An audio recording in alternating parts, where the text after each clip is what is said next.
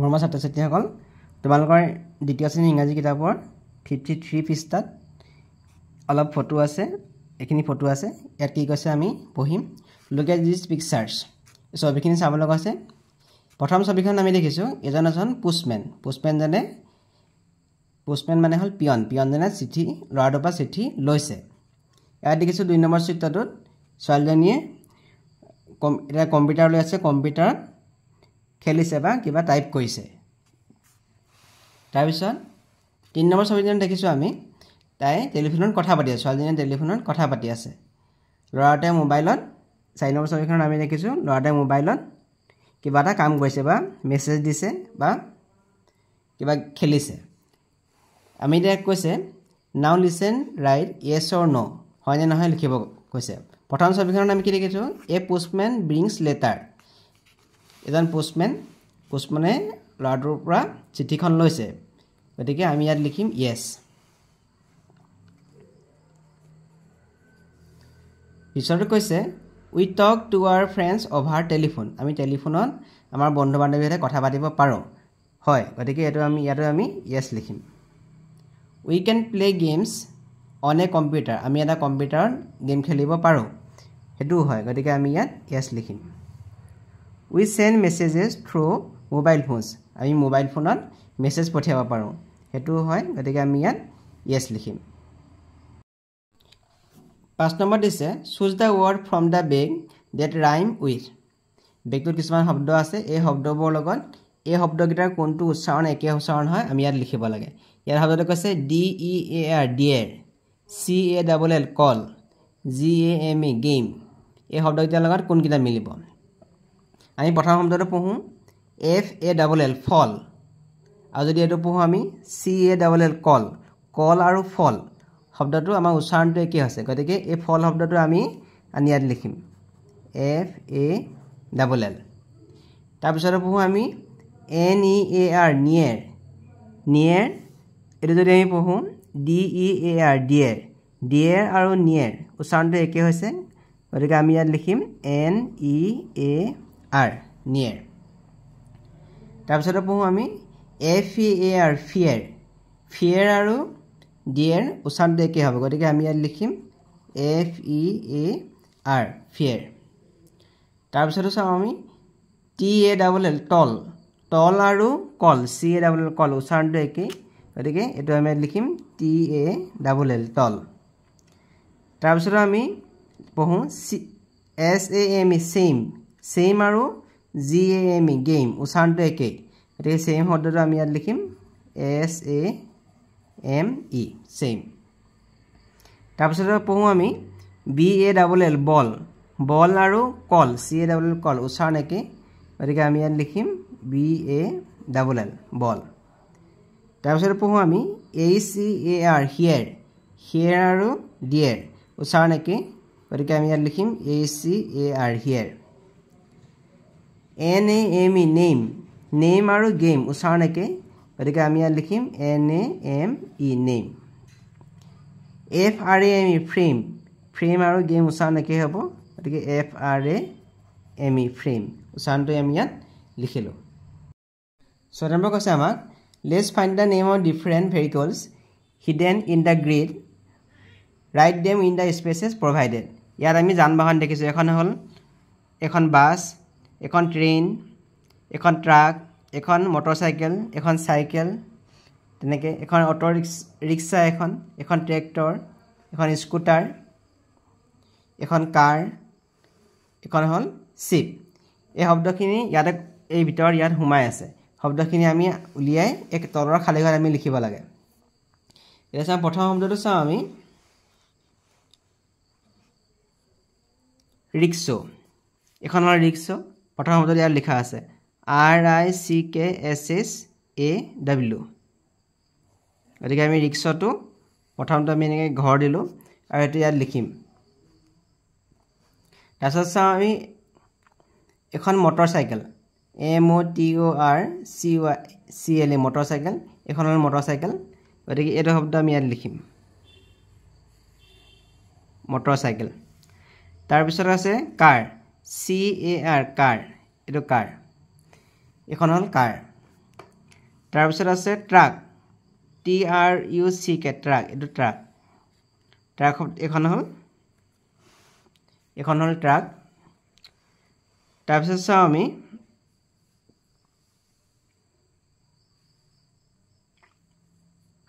Tractor TRACTOR এইখন হ'ল tractor তাৰপিছত আৰু হ'ব পাৰে শিপখন ক'ত লিখা আছে এইটো SHIP শিপ মানে জাহাজ তাৰপিছত স্কুটাৰ এখন হ'ল স্কুটাৰ শব্দটো এইটো SCOOTER এইটো দীঘলকৈ হ'ব এনেকৈ স্কুটাৰ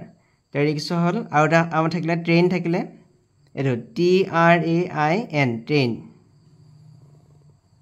RICK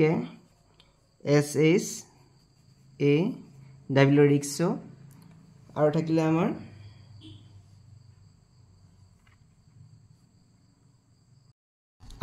স্কুটাৰ ইয়াত 10খন যান বাহন আছে bus truck train tractor motorcycle bicycle ship car rickshaw আৰু স্কুটাৰ ইয়াত তোমালোকক 59 পৃষ্ঠাত দিছে choose the write the correct word from the those given in the brackets to complete the questions খালি ঘৰ দি থোৱা আছে ইয়াত কোনটো শব্দ হ'ব শুদ্ধ হ'ব আমাক ক'বলৈ কৈছে they show a garden of grapes এতিয়া কৈছে who হ'বনে where হ'ব who মানে কোন where মানে ক'ত ইয়াত প্ৰশ্ন কেনেকৈ সুধিম who saw a garden of grapes কোনে আঙুৰৰ এখন বাগিচা দেখিছিলে আমি ইয়াত লিখিব লাগিব who WHO who মানে হ'ল কোন তাৰপিছত কৈছে did the fox live ইয়াত হৈছে what মানে হ'ল কি where মানে হ'ল ক'ত এতিয়া আমি ইয়াত লিখিব লাগিব where did the fox live শিয়ালটো ক'ত বাস কৰিছিল where মানে হ'ল ক'ত তাৰপিছত কৈছে did the fox go out why মানে হ'ল কিয় who মানে হ'ল কোন why did the fox go out আমি ইয়াত why টো ইয়াত লিখিব লাগিব শিয়ালটো কিয় গুচি গৈছিল তাৰপিছত কৈছে এখন did the fox see ripe and sweet grapes where আৰু ইয়াত দিছে what where মানে হ'ল ক'ত আৰু what মানে কি এটা আমি লিখিব লাগিব ইয়াত where did the fox see ripe and sweet grapes শিয়ালটোৱে ক'ত পকা আৰু মিঠা আঙুৰ দেখিছিল এটা পিছত দিছে আমাক write down the question each of the following word given in the column A one is done for you এটা কৈছে আমাক প্ৰশ্নবোৰ লিখিবলৈ কৈছে what শব্দৰ লগত এটা প্ৰশ্ন লিখিছে what are you doing তুমি কি কৰি আছা এটা where টো আমাক লিখিবলৈ কৈছে where মানে হ'ল ক'ত তুমি ক'ত থাকা আমি লিখিব পাৰো where do you live তুমি ক'ত থাকা বা তুমি ক'ত বাস কৰা why মানে কিয় why are you talking তুমি কিয় কথা পাতি আছা তোমালোকে বেলেগো লিখিব পাৰা when do you play তুমি কেতিয়া খেলা who are you তুমি কোন who are you তুমি কোন 62 পৃষ্ঠাত আছে কলম A আৰু কলম B মিলাব লাগে one day ইয়াত লিখিছে the fox was very hungry এদিনাখন এটা হিয়াল বহুত ভোকত আছিল it was আমি ইয়াত মিলাব লাগিব tired and sad হিয়ালটো বহুত দুখী আছিল আৰু হি বৰ ভাগৰুৱা আছিল there were bunches of juicy grapes তাত ৰখাল আঙুৰৰ থোপা আছিল the fox saw a garden of grapes হিয়ালটো এখন আঙুৰৰ বাগিচা দেখিছিল the fox walked away শেষত হিয়ালটোৱে খোজকাঢ়ি তাৰ পৰা আঁতৰি গুচি গৈছিল ইয়াৰ পিছত দিছে তোমালোকক let's complete the question to get answers choose the appropriate word from the box ইয়াত কেইটামান শব্দ দিয়া আছে why where when why মানে হ'ল কিয় where মানে ক'ত when মানে হ'ল কেতিয়া এই শব্দকেইটা ইয়াৰ ক'ত বহিব সুধিছে কুৱেশ্যন মানে হ'ল প্ৰশ্ন হেজ কৰোণা গন corona has gone to Guwahati corona গুৱাহাটীলৈ গৈছে বা কৰোণা গুৱাহাটীলৈ গ'ল আমি প্ৰশ্নটো কি বুলি সুধিম কৰোণা ক'লে গ'ল আমি ইয়াত লিখিব লাগিব where has corona gone কৰোণাই ক'লে গৈছে তাৰপিছত পিছৰটো কৈছে আমাৰ উত্তৰ he will come back on Monday তেওঁ সোমবাৰে ঘূৰি আহিব আমি এতিয়া প্ৰশ্নটো কি বুলি সুধিম তেওঁ কেতিয়া ঘূৰি আহিব আমি ইয়াত লিখিব লাগিব when will he come back তেওঁ কেতিয়া উভতি আহিব তাৰ পিছৰ প্ৰশ্নটো দিছে he has gone to Guwahati to meet his great friends he তাৰ ককা আইতাকক লগ পাবৰ কাৰণে গুৱাহাটীলৈ গৈছে আমি এতিয়া প্ৰশ্নটো সুধিম why has he gone to Guwahati তেওঁ গুৱাহাটীলৈ কিয় গৈছে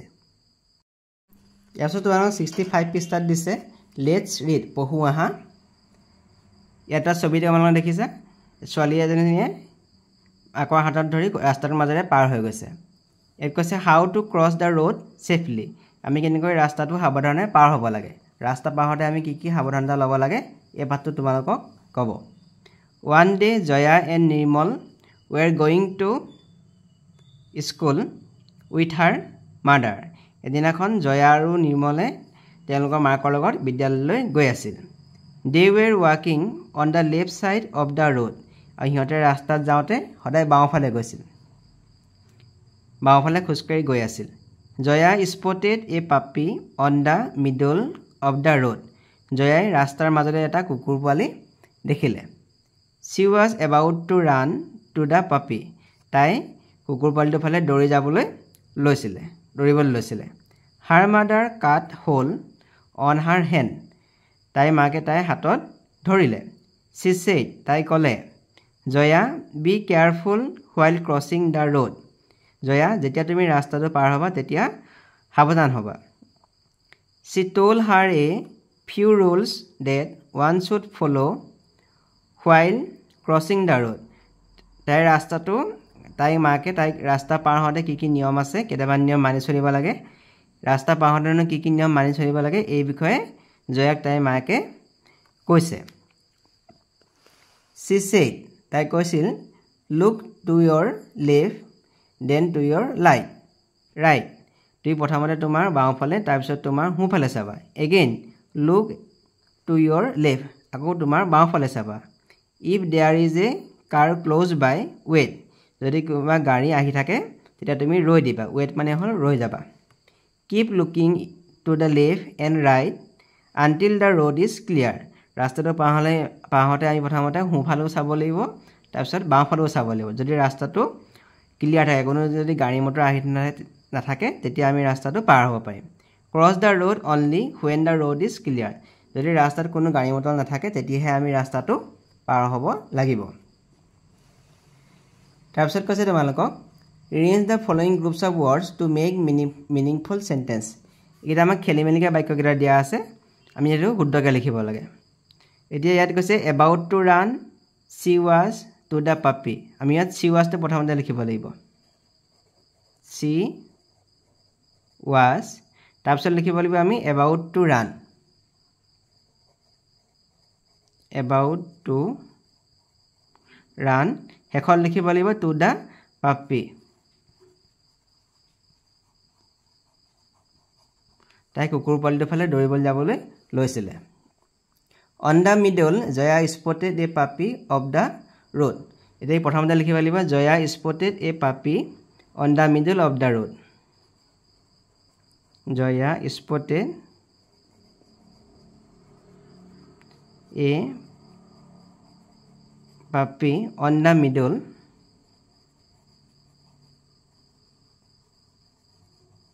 শেষত লিখিব লাগিব অফ দ্য ৰোড তাৰপিছত কৈছে আমাক অফ হাৰ হেণ্ড কাট হ'ল হাৰ মাদাৰ এতিয়া প্ৰথমতে লিখিব লাগিব হাৰ মাদাৰ কাট হ'ল অফ হাৰ হেণ্ড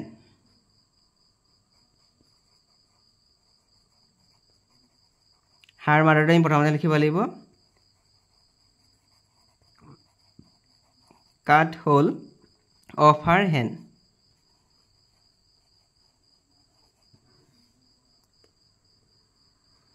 তাৰপিছত কৈছে আমাক of the road they were walking on the left side. They were walking on the left side of the road. They were walking দেই প্ৰথমতে লিখিব লাগিব.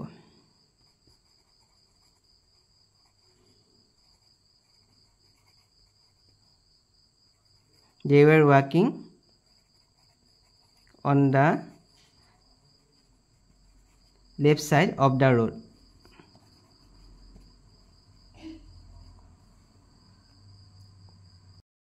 হুলধনৰ প্ৰশ্ন দিছে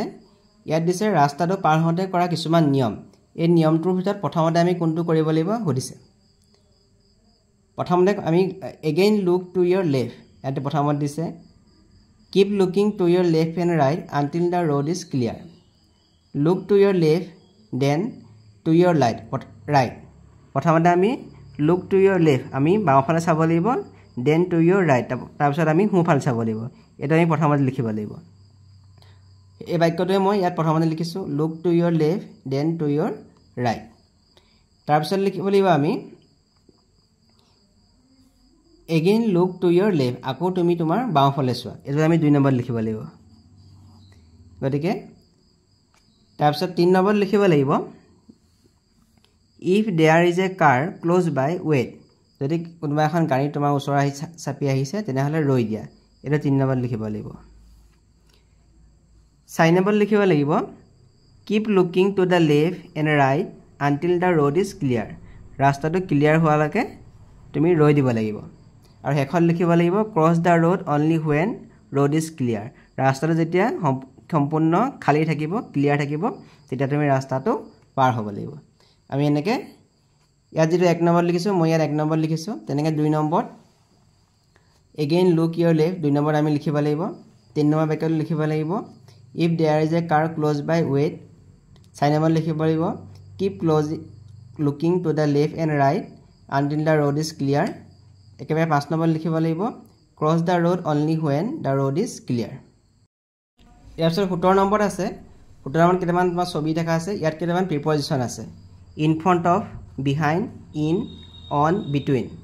in front of মানে হল আগত behind মানে হল পাছফালে in মানে হল ভিতৰত থকা বুজায় on মানে ওপৰত থকা বুজায় between মানে হল দুটাৰ মাজত থকা বুজায় এতিয়া প্ৰথম ছবিটো আমি চাও এই ছবিটো দেখিছে যে ছবিটো মেকুৰীটো বাকচটোৰ ভিতৰত আছে গতিকে যেতিয়া ভিতৰত বুজাব the cat is in a box আমি ইয়াত লিখিব লাগিব a into আমি ইয়াত লিখিব লাগিব the cat is এতিয়া মেকুৰীটো দেখিছো বাকচটো ওপৰত আছে গতিকে আমি ইয়াত লিখিম on মানে ওপৰত ইয়াত দেখিছো আমি মেকুৰীটো বাকচটোৰ পিছফালে আছে যদি পিছফালে থাকে আমি লিখিম behind behind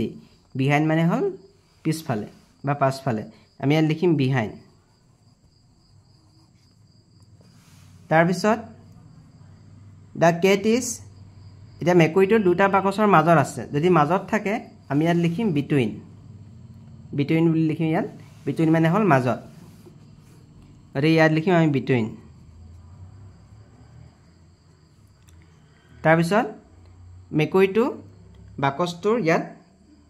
আগত আছে সন্মুখত আছে গতিকে আমি ইয়াত লিখিম in